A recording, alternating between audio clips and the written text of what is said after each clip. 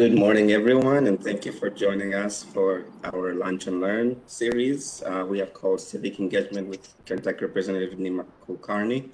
And thank you for joining once again for those who joined the first series. This is a Lunch and Learn for globalization stakeholders that include community partners, community members, and the volunteers that we work with. My name is Amos Izarimana, and I'm the program manager for the Office for Globalization. The purpose of this Lunch and Learn series is to provide immigrant and refugee communities with learning opportunities around civics. Our first part was around Civics 101, where Representative Nima Kulkarni talked about the general makeup and structure of Kentucky government and the U.S. government in general. And today's discussion will be around legislation. Before we begin, just a reminder for every participant to keep their mics muted. And for those who are joining us via Facebook, if you have questions, please don't hesitate to add those in the comments. Today's conversation will be hosted by Representative Nima Kulkarni, who covers District 40, which is part of Jefferson County. She will be joined by some of our distinguished guests, Senators Julie Raki Adams from District 36, which is also part of Jefferson County, Representative James Nimes, District 33, which covers Jefferson County and part of Oldham County, Senators Morgan McGarvey from District 19, which also covers Jefferson County, Representative Attica Scott from District 41, which is also part of Jefferson County. Our discussion will be moderated by Lina Muldoon, who is the Director of Public Issues for the Young Professionals Association of Louisville, also known as YPAL. I'm going to now turn it to Lina to start the conversation and have our distinguished guests introduce themselves and enjoy the conversation. Thank you, Amos. I'm really excited to be here for another round of this series. Forward to the conversation today, and I know we have so many great questions, so I'm going to jump right into it and start off with a basic question, but I know, knowing all of you the way that I do, that you'll get into it, which is great. I would love to go to each of you and just tell us a bit about yourself and how you got into public service, why, and what does your day look like as a legislator? I know it's easy to say, every day is different, but maybe tell us about what an average day looks like as a legislator during session. So we can see Representative Scott.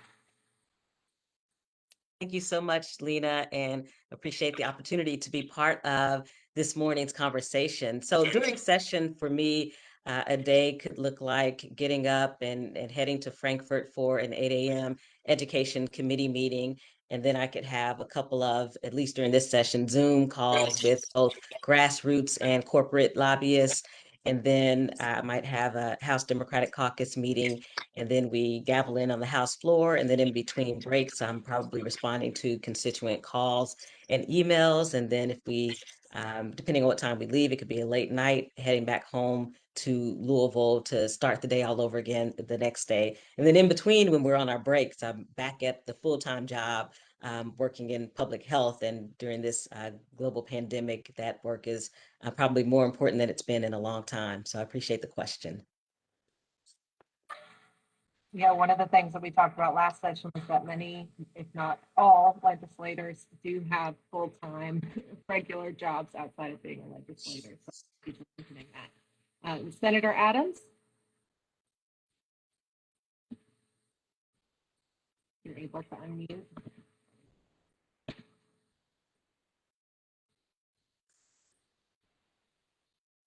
Well, we'll give her a minute. Representative Nimes? Thank you. I want to, first of all, appreciate you, Lina and Nima, for the invitation. It's a good conversation. Hopefully we're going to have. I'm excited about it. Looking forward to it. I got into office or decided to run for office the same time Representative Scott did. We both took on longtime incumbents We were the only two to win a primary that year against our own party's incumbent. The guy that I was running against was in his 80s, and he'd been there for over 20 years. Great guy. I think he was very well liked, but it was time maybe for some new energy in the area where I live. The issues that animate me are economic development and families. Our families. I grew up in a broken family, and I want to support all families, no matter what they look like. Broken. Father, mother, father, mother, doesn't matter to me. I want to support all families. And so economic development is obviously the other reason. And that's in Kentucky, we struggle. Our economy struggles. We're a poorer state. And I wanted to see if I could do something to help improve the economy in Kentucky. Those are the issues that animated my decision to run. A normal day in my life, it really depends on whether it's during session or not. If it's during session, it's all day long up until past bedtime, really. Depending on it also at what time of the session. So at the end of session, we're at the House floor oftentimes till run up on midnight. During the interim, which is where we are right now, it's a lot of preparing for the next session, reading things. We've got a big budget coming up next time, and so diving into the government receipts that we have and the kinds of things that we might want to fund, and we talk to a whole lot of groups that have needs, that have wants, and so during the interim that dominates our legislative work. In June, we'll start up committee meetings again for the interim session, looking at bills that we might look to pass next year. I try my best when we don't have a campaign year. Unlike Morgan and Julie, they're lucky; they have every 4 years running for office. Attica and I have every 2 years running for office. And in a district like mine, where it's a little bit conservative, but it's mostly purple, I have a tough race every 2 years. And so during the off years, which is where we are right now, I try to make every baseball game I possibly can. I put my head down and try to bill hours and actually pay the bills, because, a $35,000 salary at the legislature is very a lot lower than what I make as a lawyer anyway. But I'll just put it in context of my life. And so I try to make all the things that I can make for my family during the off years, knowing that during the campaign, where I campaign 7 days a week, I miss a whole lot of things for my family. So that's a day in the life. It really depends on what time of the year it is, and if the year is an odd year or an even year. Thank you, Representative Nemeth. Senator Adams, I think you're muted now. If you want to go ahead. Yes, thank you. I did start talking, and then I'm like, why are they moving to Jason? Do they not like me? And so then I noticed, I'm like, oh my gosh, I'm on mute. So first of all, thank you for having me, inviting me. This is fun for me to do these types of Zoom calls and panel discussions. So thank you. And I'm a lot like Representative Nemeth and Scott's. I mean, I got into public service originally because I wanted a stop sign on my street. I had small kids and cars were racing up and down the street, and it was no more complicated than just wanting a stop sign. And I got so frustrated because I felt like nobody was listening to me. And I'm like, doesn't anyone care? And so I thought, you know what? I'm going to run for office because I want someone to listen when there are concerns. And so I always try to keep that in mind, that I ran for office because I need to listen to what's going on in my neighborhoods and in my community, and then I need to respond appropriately. And the only difference kind of in the day in the life during session is that I'm fortunate enough to serve in Senate leadership. And so one of the things that we do is we try to assign bills based on what we think is appropriate for the session. Each session has its own personality and takes on its own energy. And so sometimes bills are very appropriate to move during particular sessions, and other times bills are not appropriate to move during certain sessions. So I feel fortunate enough that I'm in the position where I can, really push things that I feel like Louisville and our communities need. Thank you, Senator Adams. Representative Kulkarni. Yes, I will echo the sentiments of all my colleagues. I think fundamentally, we all got into this to help people. And that could be folks in our community, in our representative districts, and also our city and our state. And I think one of the main reasons, I think fundamentally we share that, but one of the main reasons I got involved in politics was because I did not feel that my district, District 40, which includes the University of Louisville, it includes Churchill Downs, it's got parts of South Louisville. It's a very diverse district, both in terms of demographics and ideology. And I think one of the things that we noticed, kind of like Representatives Nemes and Scott, that whoever was there was not representing the district properly. And so that's fundamentally why we got in there, to try to help people, to make sure their concerns were voiced properly in Frankfort. And that's essentially why I'm there. And I just want to very quickly thank all of my colleagues for taking the time out of their busy schedules. One of the things that I share with Rep. Nemes as an attorney, it's difficult to balance your practice with your legislative life. So a lot of this interim is kind of getting back on track in terms of my law practice as well. But daily, it is about getting back in touch with constituents, making sure that the bills that are going to be heard potentially in the interim or next session are ready to go. Well said. Senator McGarvey? Hey everybody, thanks for having me on. Happy to be here. Hard to add to so much of what's been said. So I mean, I just basically agree, right? I think we really dig. We got in this very simply to help people and make a difference. And I think that still guides me today. You asked what a typical day looks like in Frankfort. And I tell people this all the time. Frankfort's a lot like a normal office place. There's a rhythm to it. You have work colleagues, you have people you work with every day. But there also is not a typical day in Frankfort. And I think that's part of what makes the job fun.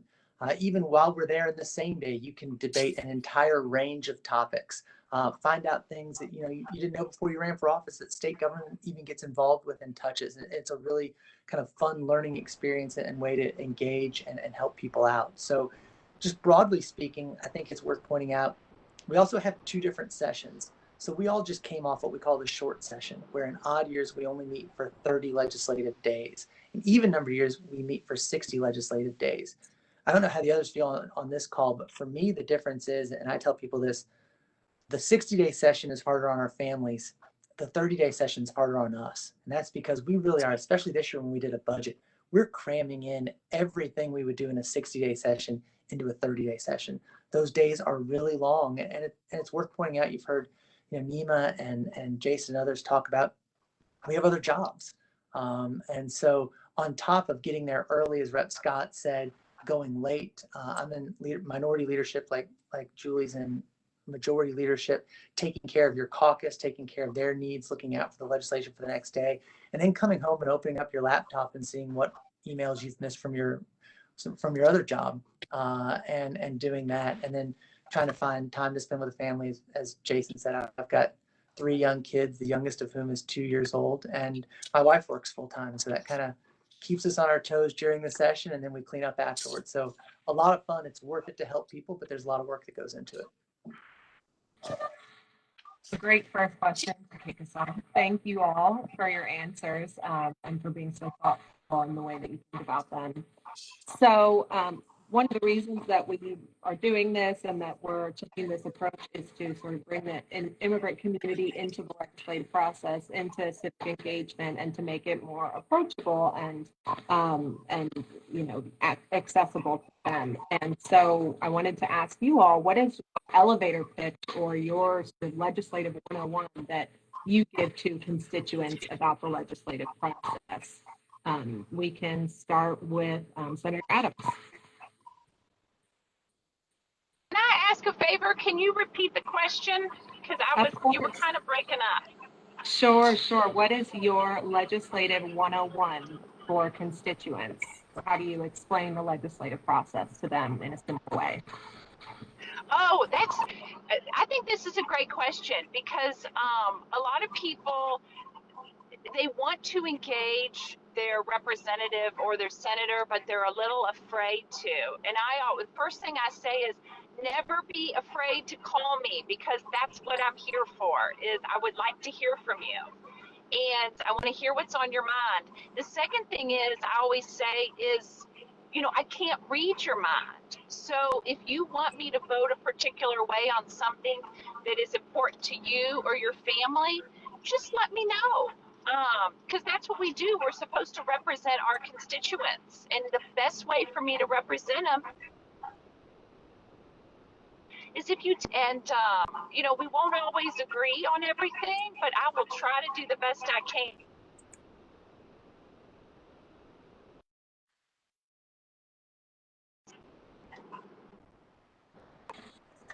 We may have lost you at the end there, but I think we got the idea. So thank you for that answer. Representative Kulkarni? Oh, sorry, you broke up a little. Sorry, Representative Kulkarni, go ahead.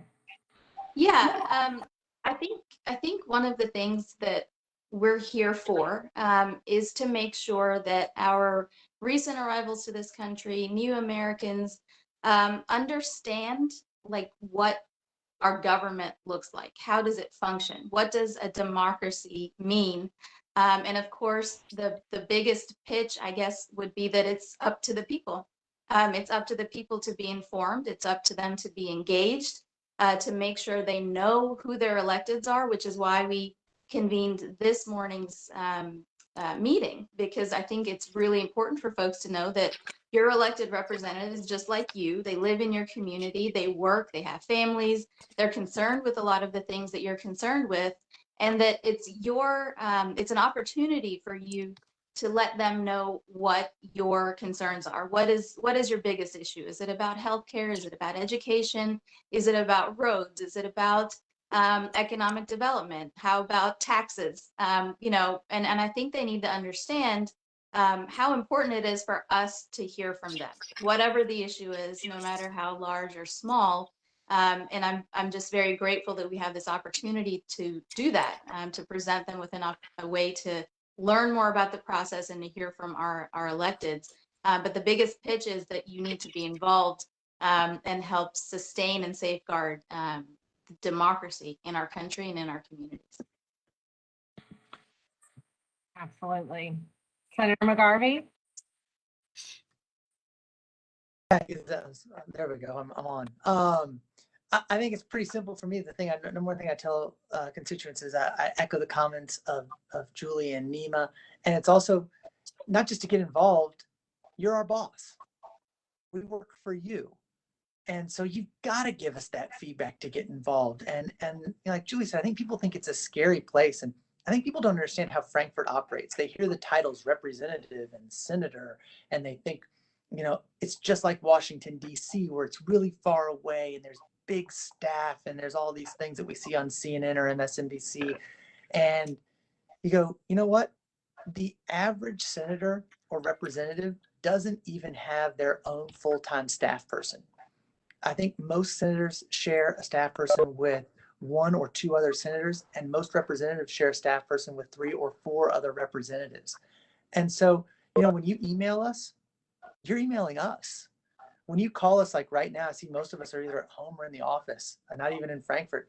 If you call my phone right now, you're going to get me. I can't tell you how many times I answer my cell phone or my work phone, and I say hello, and they say, is this Senator McGarvey? I say, yes. And they get really flustered and say, I never expected to get you. And it's, who else did you expect to get? We're here. We're the branch closest to the people. We want to hear from people. We want to get feedback.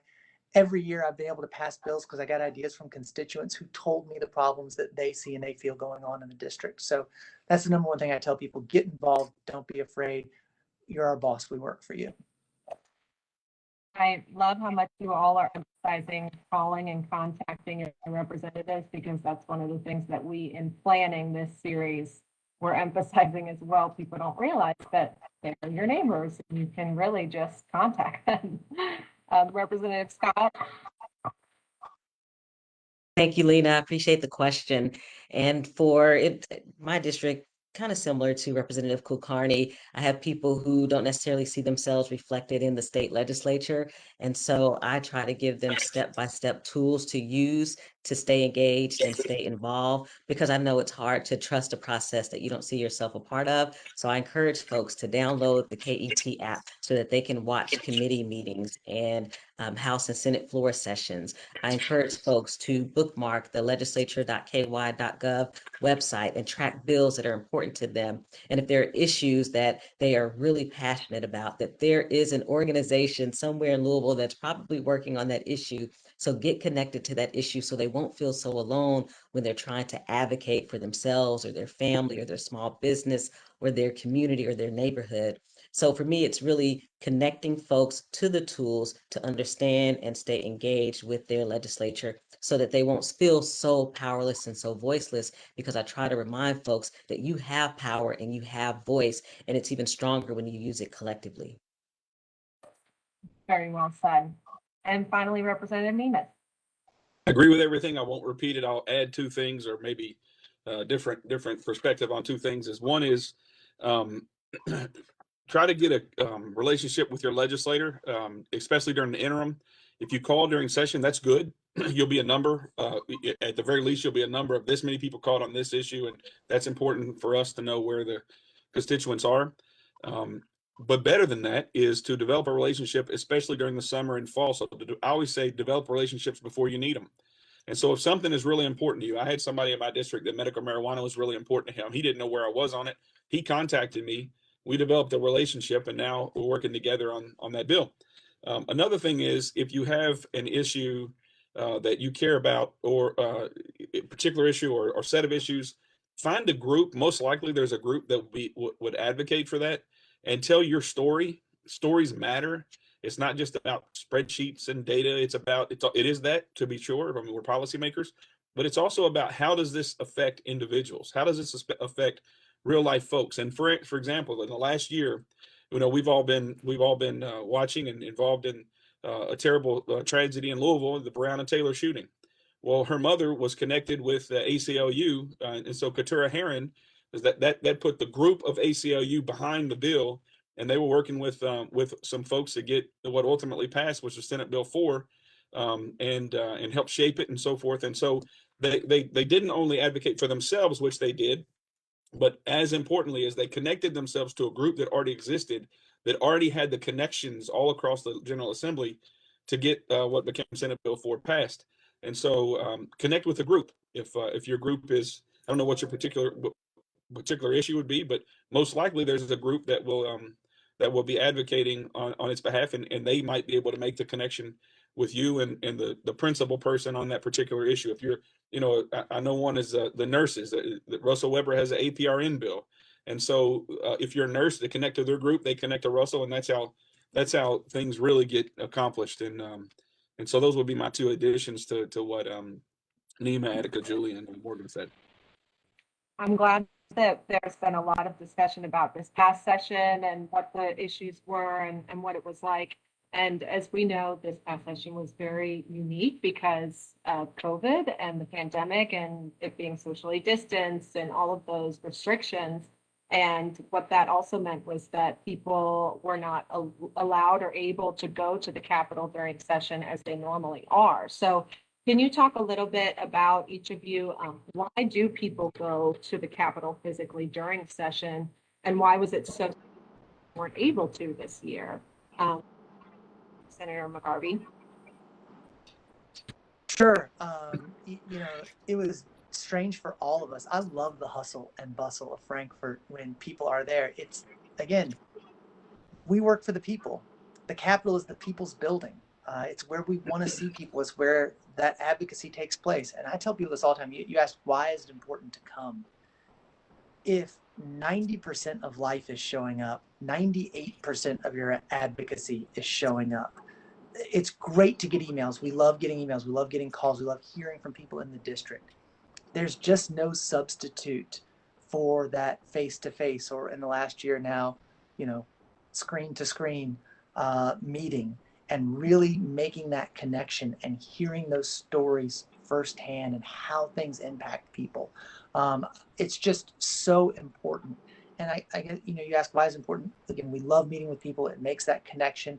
We've seen everything from 20,000 teachers on the front of the Capitol as Jason talked about, nurses or smaller things that you've never heard about, but people coming and really tagging how this impacts them and how it impacts the people that live in your district. So it's so important to come to Frankfort and get that human connection, make that connection, and keep government moving forward. Representative Nemes? I think the Capitol should have been open, and if people wanted to come, they should have been able to come. And if legislators wanted to meet or not meet, that should have been a choice they made. So I advocated for it to be open. I didn't like the decision, didn't support it, and think it was very bad for democracy. But in the future, when we don't have a pandemic, we'll be back to normal, hopefully.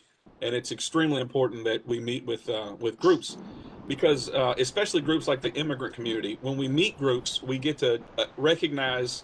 One of the worst things about life, about human nature maybe, is that we're all kind of tribal. We have the otherism. And so if you see people, you talk to people, they're less other, you can say, oh, well, what do they want? Whatever group they are. Well, they want happiness. They want security. They want opportunity. They love, whatever the group is. I remember we had the first annual Muslim Day on 2020. I think it was 2020. And that was a really cool day. We had a lot of kids, a whole lot of kids were there, and they and on all my colleagues from all over Kentucky were able to meet with folks and to talk with folks. And there was one incident that was really ugly, and that was somebody from outside the legislature who said something to the children that they shouldn't have said. And so what that did, and I wish it hadn't happened, but what that did was it created a conversation, at least among the Republicans in the House. I can't speak for the Democrats or the Senate. And we had a man who I was from Menifee County who stood up on the House floor and said, I don't share religion with these folks, but I would die for their right to be a part of their government and to be their government, to be here. This is their building. This is their government. Anyway, I got off a little bit on a tangent, but the point is, I think it allows us to see the humanity and the connections that we have with one another. We're not so different. I'm Christian. Other people might not be. I'm a white male. Other people might not be. But we all want the same things fundamentally. And I think the best way to convey that message is with a face and a smile, right? People don't want to hurt other people. So let's make that other person real to them. And I think that helps policy when everybody gets involved, and we can actually figure out who each other are, and they're less other when I know somebody's name. Thank you. Representative Scott? Thank you, Lena. I want to give a shout out to all of the groups and organizations and individuals who were able to make the shift and participate in the legislative session virtually, because I know that for some folks who are part of the digital divide, like where I live in the West End of Louisville, that was a bit of a challenge, but they made it happen and made it work. And in fact, I imagine there was probably, if we were able to do some research, an increase in participation because people were able to do it remotely rather than trying to beg and borrow for a ride to Frankfort or carpool, etc. I also want to say that to a certain extent, I'm glad that some people, at least folks that I'm in community with, were not able to physically be in Frankfort because there were some very hurtful pieces of legislation that passed House and Senate committees, and I would not have wanted them to have to experience some of the things that were said in some of those bills in person, because it could be traumatizing and it could be triggering for some folks. And so, for me, I'm glad that folks were able to shift. I'm glad they were able to stay healthy and safe. And I'm also glad that their emotional and mental health wasn't taxed by being in Frankfort this legislative session. If folks do what they're supposed to do and COVID recedes, we'll see y'all back in January 2022. Thank you, Representative Scott. Senator Adams? Yes, and everybody said said things that I agree with wholeheartedly. And one of the things I said in my opening was that each session takes on like its own personality. It has its own energy. And this one for me was of I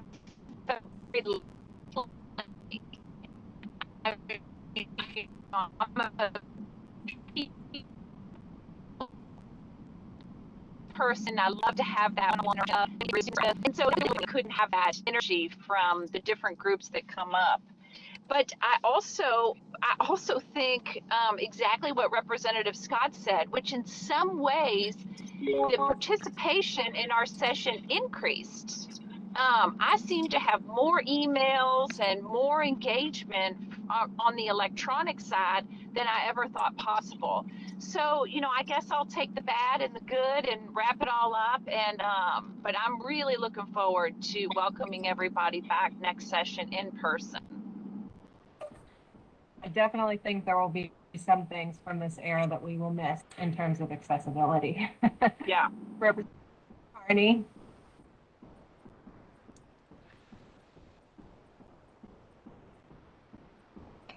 I will echo what my colleague said with regard to having a real sort of absence. We felt the absence of the people, I think, when they're not in the house. In my first year in 2019, one of the things that I enjoyed the most was when constituents would come to visit and advocate for themselves, or there were school groups and they just wanted to meet their representative. And I think that, to me, is a reminder of why we do what we do. And so when it's not there, we look at each other, we all know each other, we get sick of our faces, but it breaks up some of the monotony, not the monotony, but sort of it reinvigorates us in terms of why are we doing this? It's because of this constituent. And I think a lot of my colleagues mentioned that their bills, they get a lot of bill ideas and bill requests based on their constituents' concerns. And that's very important, that they are able to communicate that. And it's the most effective way is to do it in person. I do want to also point out that it helps legislators know who their constituents are. I think it's really important when we have Immigrant and Refugee Day at the Capitol. It's really important when folks come and visit, because I had a lot of immigrant groups visit me this time around, or not this time around, but in 2019. And that was their first time in the Capitol. And it was the first time that a lot of other legislators saw these groups of people come to the Capitol. So I think it's really, really important in terms of engagement. I think I'm looking forward, as are my colleagues, to when we can safely reopen the Capitol, which hopefully, depending on everybody getting vaccinated, we'll be able to do next session. Very well. Well, before I move on to the next question, I just want to remind whoever is watching on Facebook Live, if you have any questions, please add them in the comments and we can include them here.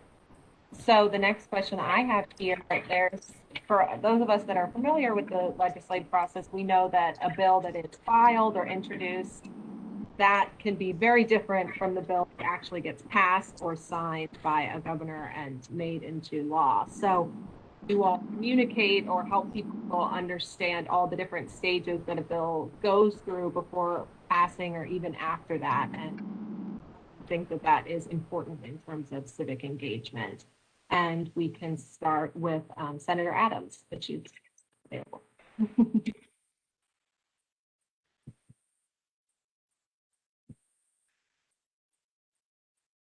And if no, then we'll go to Representative Nemes. All right, so here's the ideal process, and then things don't always follow the ideal, but the ideal process is an idea comes up, whether it is from citizens or the legislator or a group or whatever, an idea arises. It goes to the bill drafter at the legislature, and the bill drafter gets it ready. We pre-file it before the session in the summer or the fall, and we have what's called an interim committee meeting hearing on that subject. So there's a subject to I don't know, have a new program for a new school program, whatever.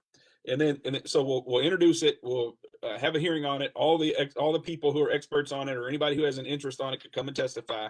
And then that'll get the legislators thinking, and okay, what else do we need to study about this particular issue?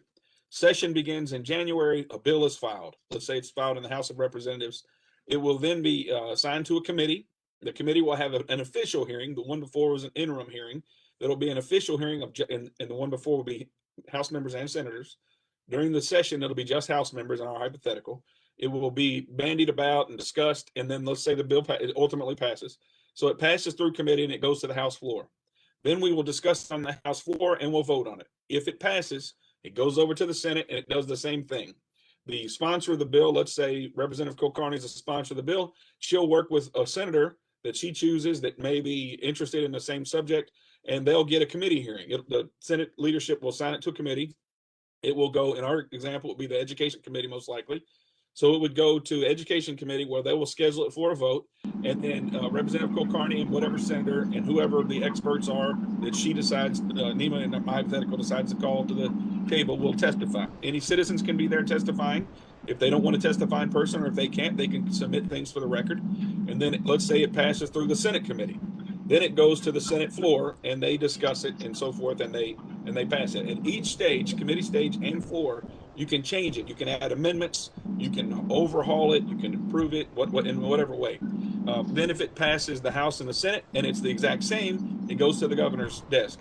If it changes a little bit from the House to the Senate, then whatever changes the Senate makes, it goes back to the House for more discussions. And so, citizen involvement is still important at this stage. So then, let's say it passes. We make them the same in whatever way, whether it's from the beginning or whether the House changes it agrees to the changes the Senate made. It goes to the governor's desk for approval. If he approves it, he can sign it or he can not sign it, in which case it'll become law after 10 days.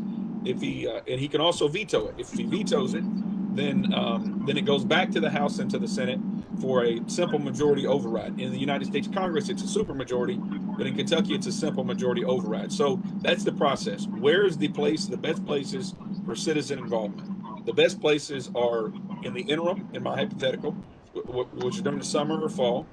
They can have a lot of input there, and perhaps it was even their idea, or they can be very involved in the committee process and perhaps even testify or help find out the best people to convince the legislators that this particular piece of legislation is a good thing or a bad thing.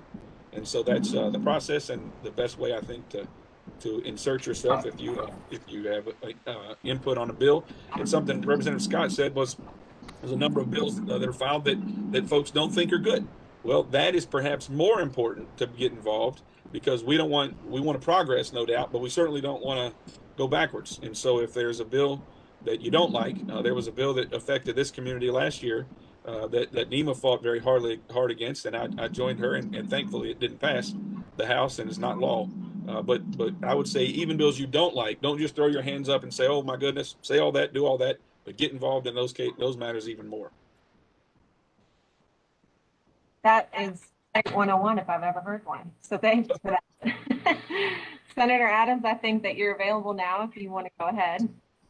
Yes, and I'll just add to what Jason said. You know, we actually have these conversations with our members all the time, and kind of the conversation goes like this.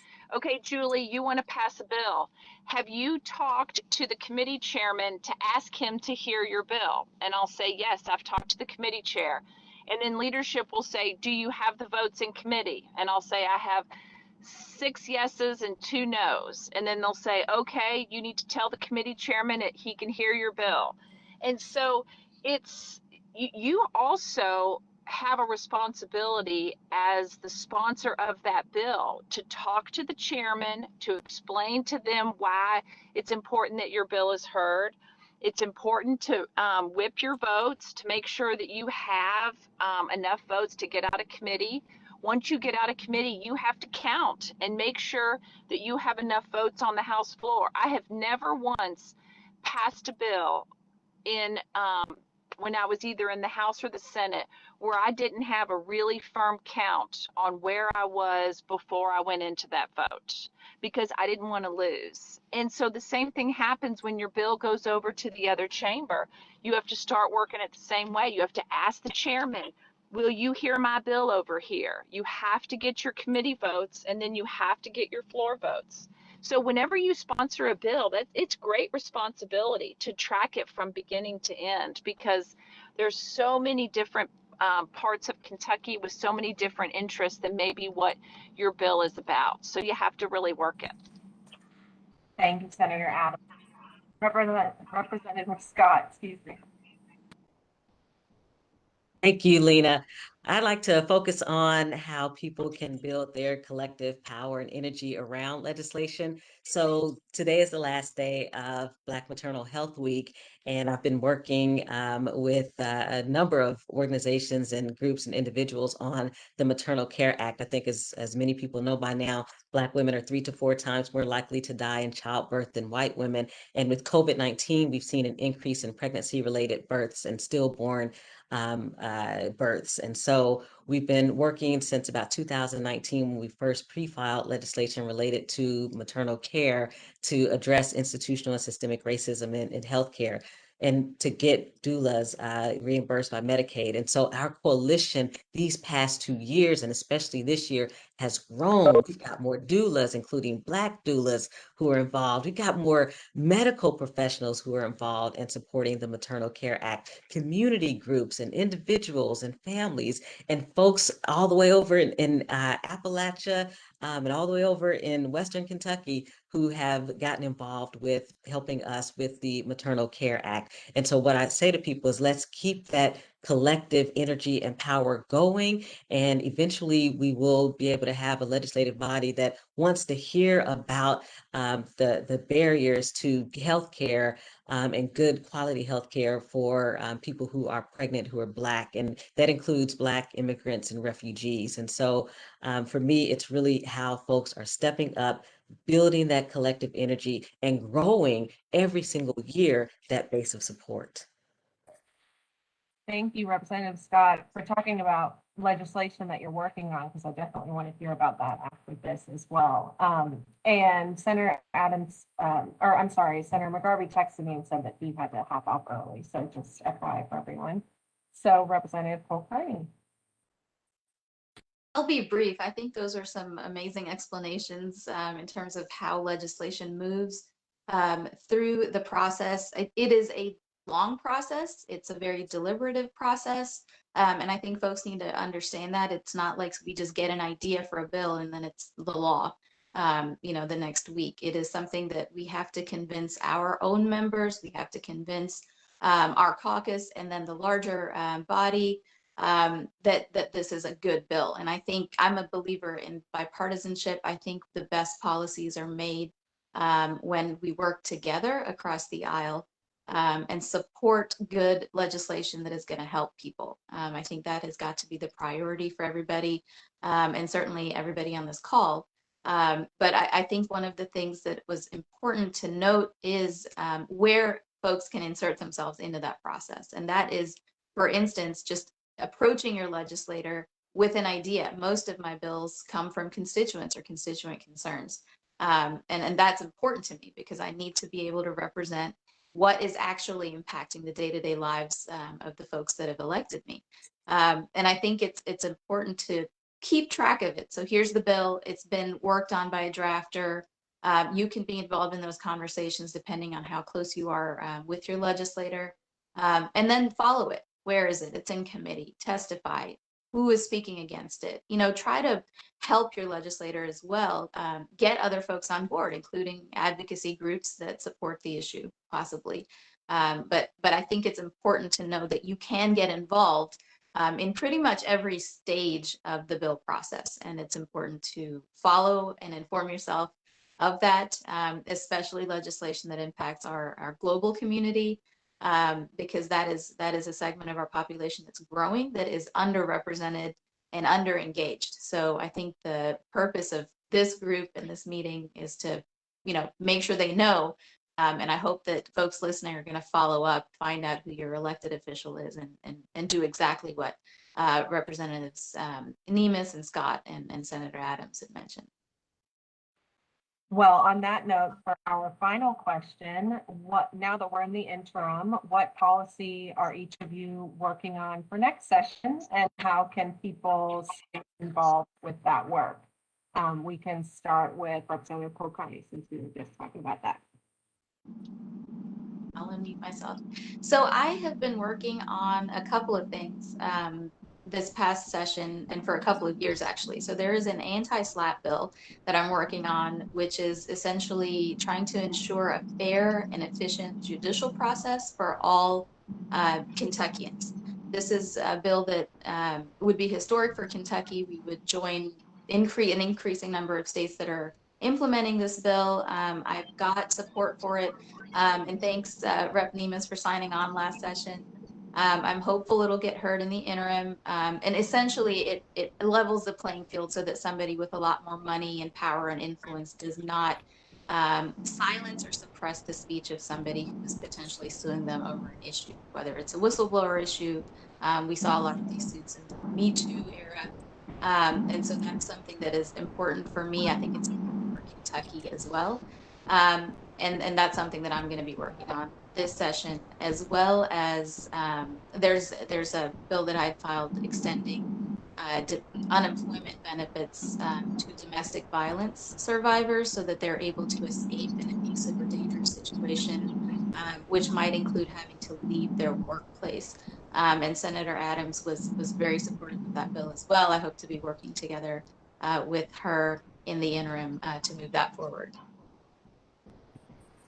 Wonderful. Well, I know we can go right to Senator Adams. What are you working on in the 2022 session? Sure. Well, one of the things that has really been disheartening to me is the fact that Kentucky, for the third year in a row, is #1 in child abuse and neglect. Child abuse and neglect is a very broad area, but I am working on a comprehensive bill that is not only starts to tackle those issues of abuse and neglect. You know, they also include sexual abuse as well as physical abuse. But I'm also trying to wrap my arms around what it means from a financial standpoint. We really put a lot of pressure on our nonprofit communities to help us solve this problem. And I think it's time for government to put its money where its mouth is and to move Kentucky out of that #1 slot. And so what you're going to see from me starting next session is a very bold and comprehensive approach to remove us from that #1 spot of child abuse and neglect. And with anything that I like to do, I love votes that are 99 to 0, and I will be very engaged with others of our community, and also I hope to have a bipartisan approach to this. So I look forward to working with my Senate and House colleagues on being aggressive on this topic. Wonderful. We look forward to hearing more about it. Representative Scott. Thank you, Lena. I already mentioned focusing on health and wellness. I will also add that one of the things that excites me is a piece of legislation called the Crown Act to ban discrimination based on natural hair, like mine, in education, employment, and housing. And there are middle school students here in Louisville who've taken that on as a policy issue that they are tracking and engaging with. They've done a whole video called The Crown. They hosted a march from Kentucky State University to the state capitol. And then I'm also, of course, a co-sponsor with Representative Kulkarni on legalizing and decriminalizing marijuana, and also, of course, a co-sponsor on legislation to raise the poverty minimum wage to a living wage. So all those issues that really do lift up people so that they can do more than survive, they can actually thrive, are the kinds of legislation that I'll be working on during the interim session. So thank you. Awesome work. And Representative Nemes, you can take us home. All right, I appreciate it. I've talked about one on medical marijuana. When I ran for office, I was opposed to it. I've never done any illegal drug in my life. I thought it was for people who are not ambitious and not in the mix, and it wasn't good for folk. I still believe that for recreational usage, but with respect to medical, I think the government should stay out of people's business if it's going to help people. I've talked to a lot of folks, and I think it's for the patient and the doctor to decide. The big thing for me is the big thing for Kentucky, and that is the budget. A lot of policy matters are extremely important, and we spend a great deal of our time, but every one of us deal with the budget a great deal. We have a $13 billion budget in a normal year, but this year it's even more because of the big tranche of money we receive from the federal government. So we have to sift through that and figure out the best way to invest in Kentucky's future, and so I'm involved in that in a big way. And then the thing that I care a great deal about it as well, and I've not talked about it, is what I call public safety reform. We always hear criminal justice reform, but I think that puts the focus in the wrong place, and I think it turns too many people off when you talk about criminal justice reform. I think the focus should be on our communities, and they should be on victims. And so when you say criminal justice reform, people think of a criminal. Well, that criminal is our brother and our sister and our neighbor, and they're going to be our brother and our sister and our neighbor again when they get out of jail. So for me to focus on public safety reform, a lot of that is changing our over criminalization, but it's with the recognition that it needs to be with making that individual whole. And that does a lot. That's like I said, it's not only changing the law on the crime or how long someone must serve, if at all. It also talks about police reform, but it also talks about things like voting restoration. Have a bill that would restore the rights of voters who've served their time to society and been convicted of a felony and served their time. And that's on the heels of, I know Representative Scott's done a lot of work on that. Representative Charles Booker, when he was here, did a lot of work on that. Darrell Owens did a lot of work on that. George Brown does a lot of work on that. Kevin Bratcher in the past has done a lot of work on that. So we've gotten it through the Senate and the House, but not the same version. And so now it's time to get the same version and get it to the people. So that's just one aspect of the big the picture, if you will, of public safety reform, which Kentucky needs to get back to the business of. I was one of only two in my party that voted against the gang bill. We need to dismantle the gang bill. The gang bill is in its effect. I know the sponsors, and they didn't intend it to be, but in its effect, it's racist. And so we need to dismantle the gang bill. If we can't do it at once, we need to do it a piece at a time. So anyway, public safety reform and the budget are two of the major things that I'm working on. A great way to wrap up our panel questions, talking about all the big items that you all are working on and how diligently you all work for this state. I just want to say thank you for letting me moderate this panel. It's been, I know that we all enjoy this sort of thing, but truly it's the highlight of my week. So thank you all, and I'll kick it back over to Representative Kulkarni and Amos. Thank you all. I'm so excited to have my colleagues on with me to speak informally. We get really lost in the rush of session. And so I think it's really, really important for us to connect with constituents and especially folks in our international community. There are folks from almost every country on earth, and they live in each of our districts. And I think it's really important for those that are listening, listen to your representatives, find out who they are, and contact them. We're here for you. We're here voting on policies that impact you. So your input is crucial in this process. I hope this morning being able to listen and learn from our representatives and senators has helped and provided an opportunity to learn just how easy it is to contact us and how important it is for us that you do so. So I want to thank my colleagues, Representative Nemes, Representative Scott, and the senators, I think, who had to hop off, but Senator McGarvey and Senator Rocky Adams. And I think, I hope that folks in our international community will be more engaged and learn that we're just like you and we want to hear from you. And for everybody listening, I hope you will be more engaged moving forward as well. So thank you all. Thank you so much, Representative Kulkarni, and thank you, Lena, for moderating the discussion, and all of our distinguished guests for sharing the bills that they're working on right now, and some of your personal lives that normally we don't get to hear about. I just want to remind everybody that's watching that this is a monthly series, and our next civic engagement with NEMA will be on May 21st. So look out for that on our Facebook page and subscribe to our newsletter if you haven't already to receive more information around what the Office of Globalization is doing in the community here in Louisville and some of the state and national partners that we are working with. With that, everybody have a good afternoon and a happy weekend.